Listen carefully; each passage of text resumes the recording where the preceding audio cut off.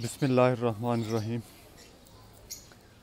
आज मैं बात करूंगा गुलाब पर लगने वाली, जो मौसम चेंज हो रहा है तो उस पर लगने वाली बीमारियों के मतलब। ये आपके सामने गुलाब हैं, कुछ देख रहे हैं आपके फूल मुरझाए हुए हैं। ये सख्त गर्मी में पड़े हुए थे। ये जो इंग्लिश रोज़ होता है इसको थोड़ी सी केयर की ज़्यादा ज़रूरत होती है। तो अभी हमने इनसे रोज़ नहीं लेने, तो मैं इनके रोज़ेज़ जो हैं वो सारे ऊपर से काट रहा हूँ, ताकि जो है कुछ मैं आपके सामने काट देता हूँ और कुछ मैं बाद में इसको काट लूँगा। तो अब हमने इसके रोज़ काटने की एक वजह तो ये है कि जब ये रोज़ का प्रोसेस कंप्लीट हो जाता है, उसकी पत्तियां झड़ जाती हैं, तो फिर प्लांट्स ऑटोमेटिकली अल्लाह पाक की तरफ से वो बीज बनाने की तरफ अपना फोकस शुरू कर देता है और वो अपना रिसाइकिल पूरा करने को आ जाता है।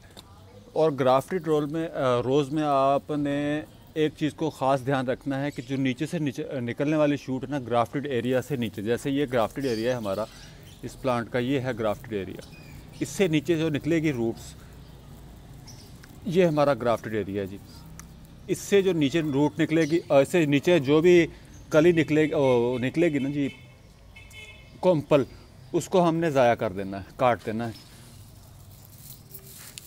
अगर हम कली को नहीं काटेंगे तो वो ग्रोथ कर जाएगा और इंग्लिश रोज़ जो हमारा है वो इतनी ग्रोथ नहीं कर पाएगा। जैसे आप ये देख रहे हैं, ये मैंने हाथ से ही इसको काट दिया और ये इधर से भी मैं इसको हाथ से ही काट के, ये छोटी सी कली है इसको मैं फेंक दूंगा।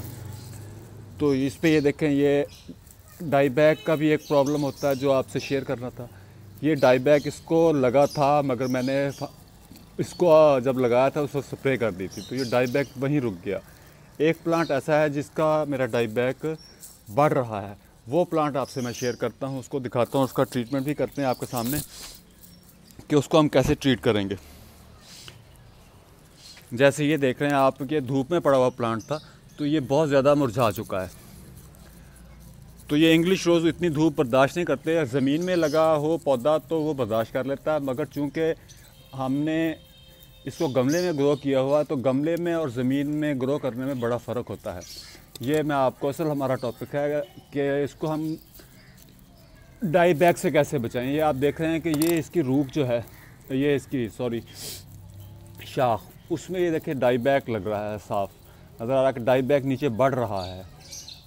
जो रुक जाता है डाई बैग, उसकी मैं आपको मिसाल इसी प्लांट के ऊपर देता हूँ। ये जिस तरह देखें, यहाँ से मैंने उसको फूल को काटा है, जहाँ मेरी उंगली है यहाँ से मैंने फूल को काटा, तो वो वहीं रुक गया, डाई बैग आगे नहीं बढ़ा। तो ये जो है तना, इसका डाई बैग बढ़ता जा रहा है, देखिए नीचे तक आ गया। तो इसको ट्रीट करना लाजमी है, वरना ये पूरा प्लांट ही डाई बैग का शिकार हो जाएगा। तो इसको हम डाई बैग, इसका असूल ये है कि जहाँ डाई बैग लगा हो तो उससे नीचे से, थोड़ा सा नीचे से, जिस तरह आप, मैं पत्ते काट के आपको दिखाता हूँ।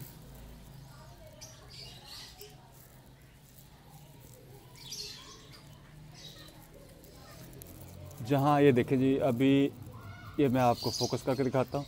ये डाई बैग से थोड़ा सा नीचे रख के मैं उसको काट रहा हूँ, ताकि सॉरी जी, ये ताकि वो जो है ना बाकी पे असर ना कर सके, मैं उसके ऊपर स्प्रे कर दूँगा। ठीक है जी। और इसी तरह मेरे दूसरे एक प्लांट था, वो भी बहुत मुतासर था डाई बैग से, तो उसको भी मैंने आगे पीछे कहीं रखा हुआ है, तो मगर वो उसका कोई नहीं, खैर उसको देख लेते हैं। तो इसके ऊपर आप किसी भी किस्म का एंटी फंगल जो स्प्रे है वो आप कर सकते हैं।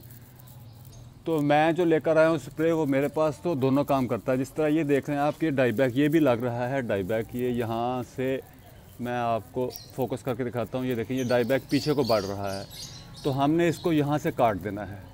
ये थोड़ा सा पीछे से काटेंगे ताकि जो डाई बैग का असर है वो पीछे ना रह पाए।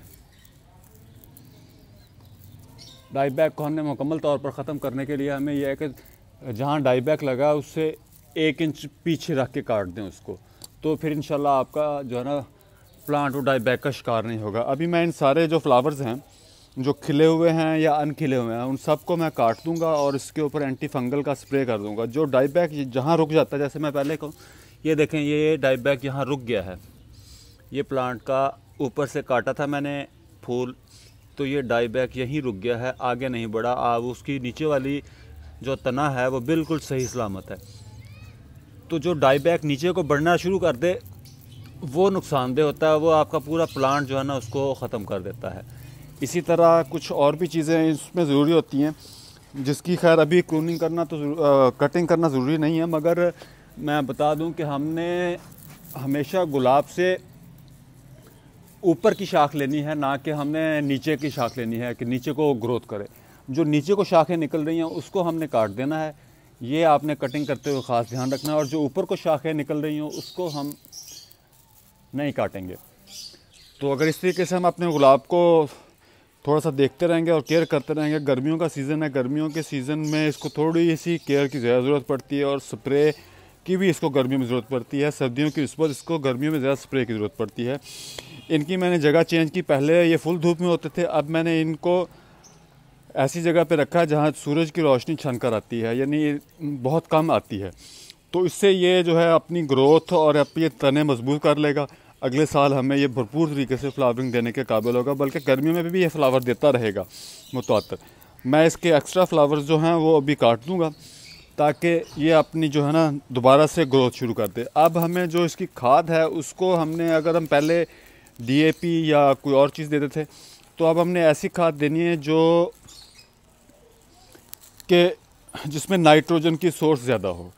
नाइट्रोजन की सोर्स वाले खाद में सबसे पहले तो वो NPK आ जाता है। NPK आप बेहतर है कि बैलेंस में ले लें। हमारे यहाँ भावलपुर में 20-20 मिलता है, तो आप वो 20-20 ले लें। अगर वो नहीं है आपके पास तो गोबर की खाद सबसे बेहतरीन है, आप उसको भी इस्तेमाल कर सकते हैं। मगर अगर अच्छा रिज़ल्ट लेना है आपने तो फिर आपको नाइट्रोजन ही इस्तेमाल करनी चाहिए। और उसके साथ एक और भी खाद है जिसको हम सरसों की खाद कहते हैं, सरसों की खल कहते हैं। उसमें भी नाइट्रोजन की अच्छी मिकदार होती है। तो उसको आप, उसका तरीकाकार इस्तेमाल करने का ये है कि उसको आप 3 दिन तक किसी बर्तन में भिगो दें। 2 ग्राम पर प्लांट के हिसाब से, पर गमले के हिसाब से 2 ग्राम पर गमले के हिसाब से आप भिगो दें और उसको पानी में 3 दिन तक पानी में भिगा रहने दें। 3 दिन के बाद पानी में अच्छी तरह मिक्स करके उसमें एप्सम साल्ट भी 2 ग्राम पर गमले के हिसाब से डालकर उसको आप पूरे अपने प्लांट्स में दे दें।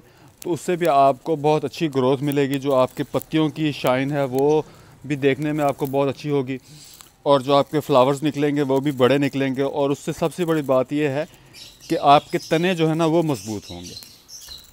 तो ये आज का थोड़ा सा, चूँकि मौसम चेंज हो रहा था तो मैंने ज़रूरी समझा कि आज का थोड़ा सा जो है ना टॉपिक वो इस चीज़ पे कर दिया जाए। अब मैं इनके जो है रोज़ और जो जिन पे डाई बैक थोड़ा बहुत लगा हुआ है उनको काट के उनके ऊपर एंटी फंगल स्प्रे करूँगा। तो एंटी फंगल स्प्रे जो आपने करना है वो मैं आपको एक प्लांट पे करके दिखा देता हूँ कि किस तरीके से हमने करना है।